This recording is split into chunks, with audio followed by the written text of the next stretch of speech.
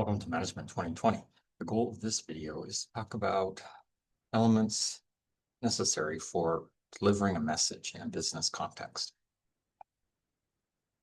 So we'll talk about this concept of verbal communication, types of messages, obstacles to communication, and then talk about some strategies we can use to make our message memorable and relevant to our audience.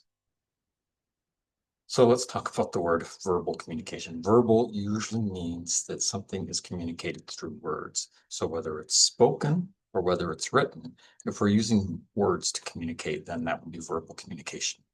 Nonverbal communication is usually described as things like body language, visuals, other types of things that don't involve words. When we do communicate with verbal communication, there's kind of these three layers: the syntactic layer, semantic layer, and a contextual layer. Sometimes that can be a little bit hard to understand. Some of the words that I would tend to use as a linguist would be to say the form, the meaning, and the use. Let's look at some examples to help you better understand what we mean by form, meaning, and use. So here's a possible business situation. Someone meets someone at a conference. Someone expressed interest in continuing a conversation, and one of the people in the conversation says, "Let's touch base later." So what is the form here? So this is an idiom. Many of you are maybe familiar. It probably has a sports origin. This idea of touch base means to connect at a later time. But it's, in addition to being an idiom, it's also this command or an imperative statement where we're telling someone what to do or that they should do something. But because it uses that phrase let's or let us, there's this collaborative aspect to it.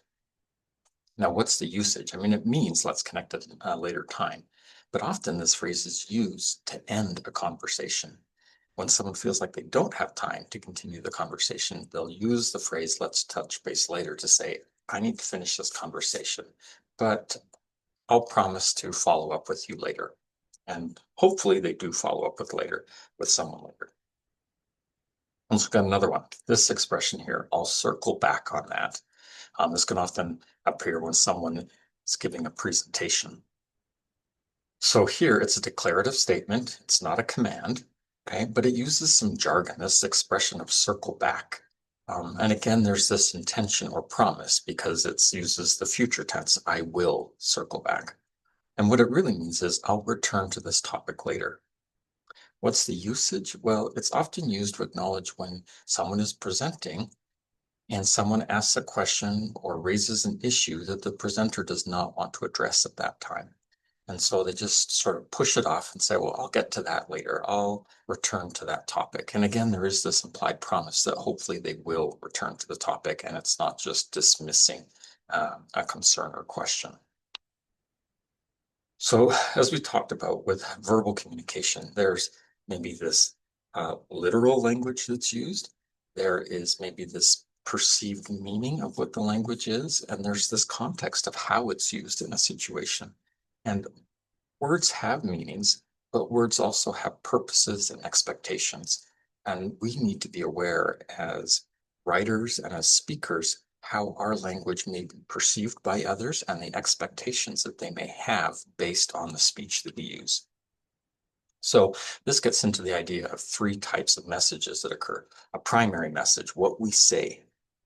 The secondary message, what is received or implied by that message, what the perception is.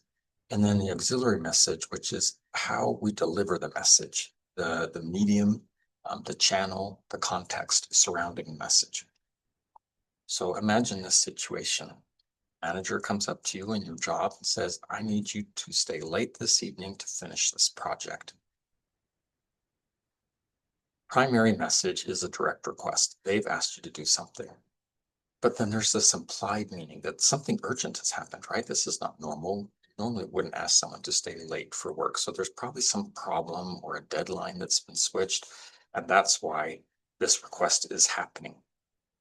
But then depending on how that message is delivered, there may be a positive feeling like this manager really values your work. And that's why they want you to stay, because your skills are invaluable to completing this on time. but there could also be a negative context here. Maybe depending on the way the manager presents this information or your relationship with the manager, it may feel like they feel that the work takes priority over your personal life. So all of these different layers appear when a message is communicated. Additionally, the chapter talks about some obstacles to being clear with our messages. And one of them is this concept of cliches, right? Cliches are overused phrases that have kind of lost their impact and meaning, and they sound maybe tired and ineffective. For example, a manager saying, let's give 110%, right? That phrase is so overused that its original meaning of being, let's work harder, it doesn't have the same impact that it may have when it wasn't a cliche or an overused phrase. Slang, as we've talked about, is maybe culturally specific language that can be confusing for others. It often sounds informal and not professional in the workplace. Jargon is highly technical language, which may be known to some people who have that technical background, but not to others. So again, we should try to avoid jargon because we may be confusing our audience if they don't have the same technical background. Obviously, we want to avoid offensive terms, language that is racist or sexist or queerphobic. These terms can be divisive, and they're just not helpful for creating a safe, inclusive work environment where everyone feels valued. And then euphemisms and doublespeak, there is maybe some overlap. Euphemism is usually when the speaker uses a phrase to describe something in softer terms, recognizing that they don't want to upset the audience. Doublespeak will often involve also replacing a more direct language with something with other more positive language, but this is often not necessarily to the benefit of the audience. It's more to the benefit of the speaker, right? Maybe the speaker has done something wrong, and rather than admit that they've done something wrong, they use softer language to sort of describe it. And we see this sometimes happening with celebrities or politicians who make a mistake and won't say, I made a mistake. They'll just say, I'm sorry that my actions were interpreted in this manner, right? And they're not being clear about really what happened.